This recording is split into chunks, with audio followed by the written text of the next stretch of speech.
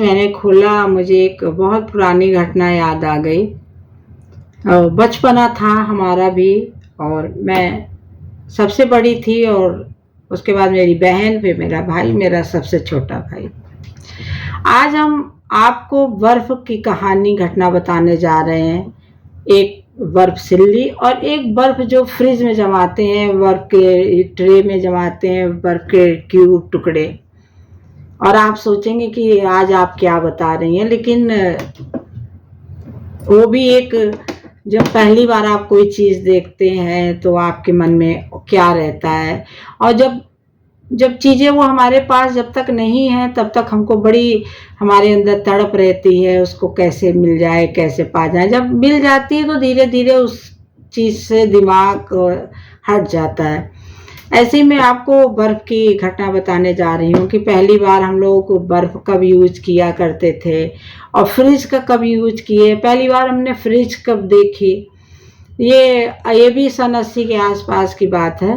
पहले बर्फ़ के लिए हम लोग हर जगह मिलता भी नहीं था। तो एटा में जब हम लोग थे तो जब सब्जी लेने जाते थे तो घंटा घर में बर्फ़ भी मिलता था। कई सिल्लियाँ लगा के रखता था, तो लोग उस समय टुकड़ों में लेते थे, किलो के हिसाब से लेते थे। बर्फ़ की सिल्ली तो सभी लोगों ने देखा होगा कितनी बड़ी होती है। तो उसमें हमको याद है कि मैं 5 किलो से कम नहीं लाती थी, 50 पैसे किलो था।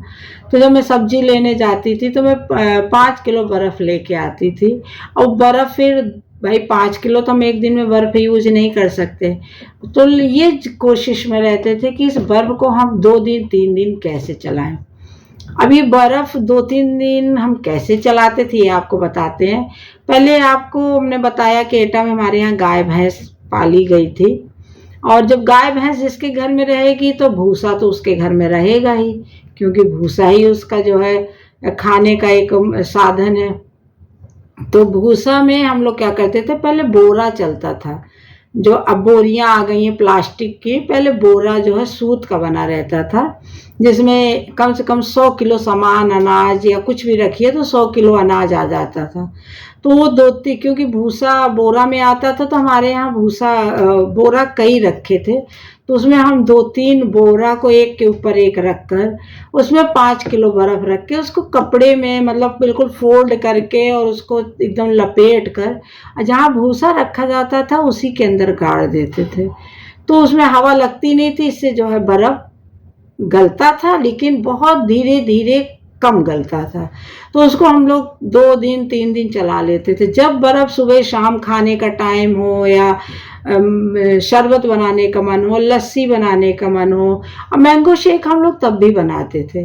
पहले मिक्सी तो थी नहीं, लेकिन हम लोग आम का जो है रस निकाल के और उसको मथनी से मथ के उसी में दूध डाल के और बर्फ़ डाल के हम लोग पीते थे।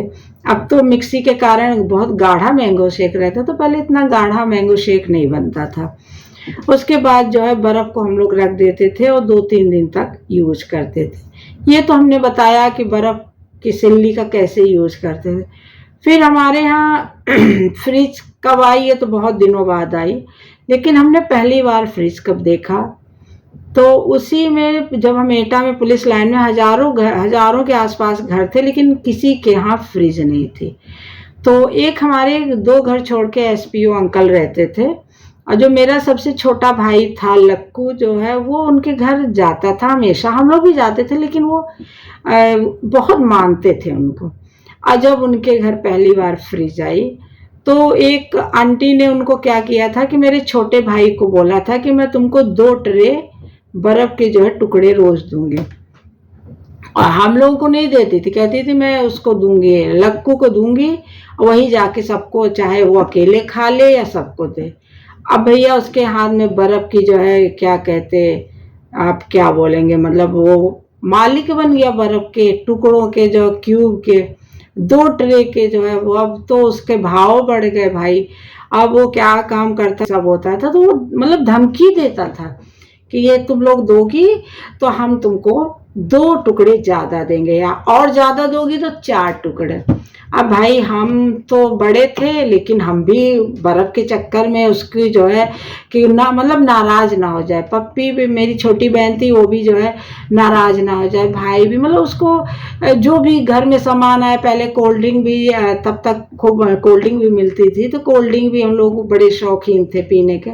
तो जब कोल्ड ड्रिंक वगैरह आए तो हम लोगों का आधा बांट लेता था, क्योंकि अपने में से इतना दो तो बर्फ के टुकड़े दूंगा।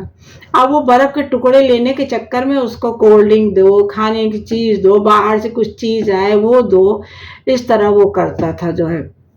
और हम लोगों ने बहुत, जब तक आंटी के यहाँ एटा में थे तब तक वो देती थी, तब तक ये हम लोगों को धमकियां दे दे के और ये बर्फ के टुकड़े देता तो वो। लेकिन आज सोचती हूँ कि वो जो 2 बर्फ के टुकड़े के लिए मैं और हम लोग जो बहुत परेशान होते थे, लेकिन सच पूछिए तो असली जिंदगी वही था। जो चीज़ हमारे पास जब तक नहीं रहती तो हमारी बहुत एक मन में रहता है कि ये मिल जाए मिल जाए मिल जाए, लेकिन जब वो चीज़ें हमारे पास हो जाती है या घर में आ जाती है तो धीरे धीरे उसका महत्व खत्म हो जाता है।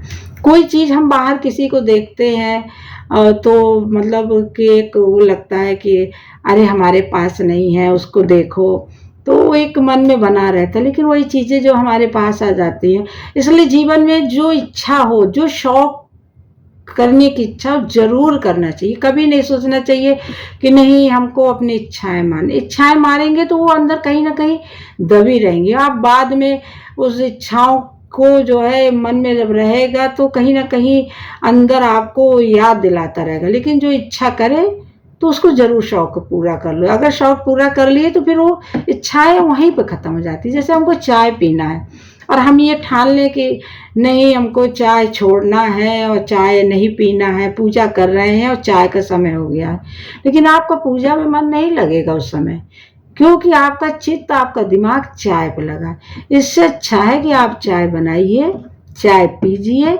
उसके बाद भगवान के पास बैठेंगे तो आप भगवान को ही भजेंगे, फिर चाय पे चित्त नहीं जाएगा। और चाय छोड़ के बैठेंगे तो आप ना भगवान के रहेंगे और दिमाग चाय पे रहेगा।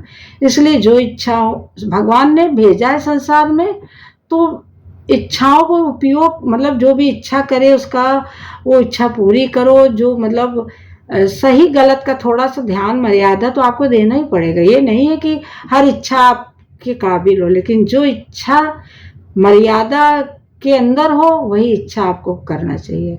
और जो मर्यादा के कोई भी बाहर इच्छाएं हैं तो आप समझ लीजिए गलत है। जैसे अगर हम कोई कार्य कर रहे हैं, अपने माँ बाप की चोरी कर रहे हैं, अपने बड़ों की चोरी से कर रहे हैं, तो आप समझ लीजिए कि वो कहीं ना कहीं हम गलत हैं। और अगर सबके जानकारी में कर रहे हैं, सबको पता है, तो वो सही ही होगा, क्योंकि अगर गलत होता तो हमारे बड़े हमको टोकते। तो ये आपको मैंने एक फ्रिज की और बर्फ की सिल्ली की घटना बताई। और नेक्स्ट वीडियो में मैं आपको टीवी की, पहली बार टीवी कब आई, पहली बार टीवी हमने कब देखा, आपको बताऊंगी। जय सिया राम, राधे राधे।